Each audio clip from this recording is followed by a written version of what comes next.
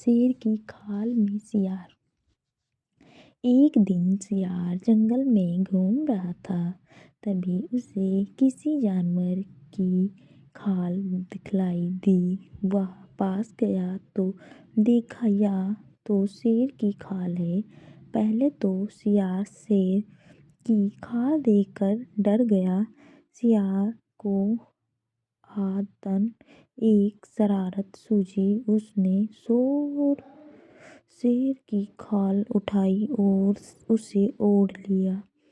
शेर की खाल ओढ़कर वह बहुत खुश था और अपने आप को ही शेर समझने लगा। उसने सोचा, चलो आज जंगल में दूसरे जानवरों को डराया जाए। वह उस स्थान पर गया जहाँ जंगल के सभी जानवर बैठे हुए थे। अपने नज़दीक शेर की खाल में सियार को देखकर वह उसे सचमुच शेर समझ बैठे और वहाँ से भागने लगे। यह देखकर सियार नाचने लगा और सियार ने कुछ दूर तक उनका पीछा किया। यह सब करने से सियार को बहुत मज़ा आ रहा था। वह सोच रहा था, अब तो मेरे मौज हो गए। मैं रोज़ इसी तरह जानवरों को डराऊंगा और वह मुझे सच में शेर समझकर मुझे डरेंगे और मेरा सम्मान करेंगे। थोड़ी देर में जंगल में यह बात फैल गई कि शेर तो पागल हो गया है या उसे पर किसी भूत प्रेत का साया पड़ गया है जो वह उटपटांग हरकतें कर रहा है। वह नाचता है और जानवरों को अनावश्यक परेशान कर रहा है। सियार रोज इसी तरह की हरकतें करता और जंगल के जानवरों का मजा लेता। एक दिन सियार लोमड़ी को डराने के लिए उसके पीछे पड़ गया। लोमड़ी डर कर भाग रही थी और सियार उसके पीछे था।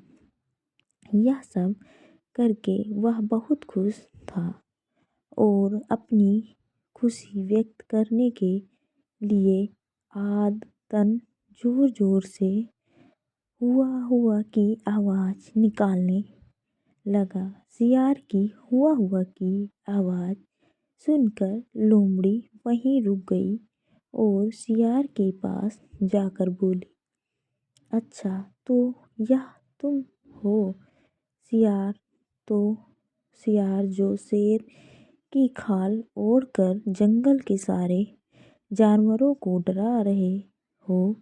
रुको, अब मैं जंगल के सारे जानवरों का बताऊंगी और वे सब तुम्हें सबक सिखाएंगे। तुमने सभी को बहुत परेशान किया है। अपनी पोल पट्टी खुलती हुई देख सियार बहुत डर गया और वहाँ से डर कर भागने लगा।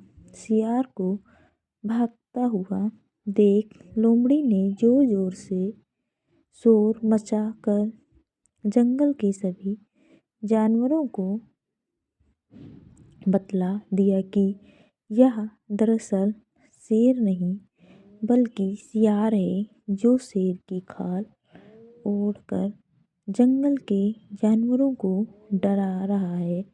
जंगल के जानवरों ने सियार को घेर लिया और उसे इतना मारा कि उसकी हड्डियों में भी दर्द देने लगी। मार खाकर सियार को अपनी गलती का एहसास हुआ और उसने जंगल के सारे जानवरों से माफ़ी मांगकर उनको विश्वास दिलाया कि वह भविष्य में दोबारा इस तरह की हरकत नहीं करेगा। शिक्षा इस कहानी से हमें यह शिक्षा मिलती है कि सच्चाई कभी नहीं छिपती और जो दूसरों को परेशान करता है उसको सज़ा अवश्य मिलती है। अगर आपको हमारी कहानी पसंद आए तो कमेंट में ज़रूर बताएं और हमारे चैनल को सब्सक्राइब करें। तब तक के लिए नमस्कार।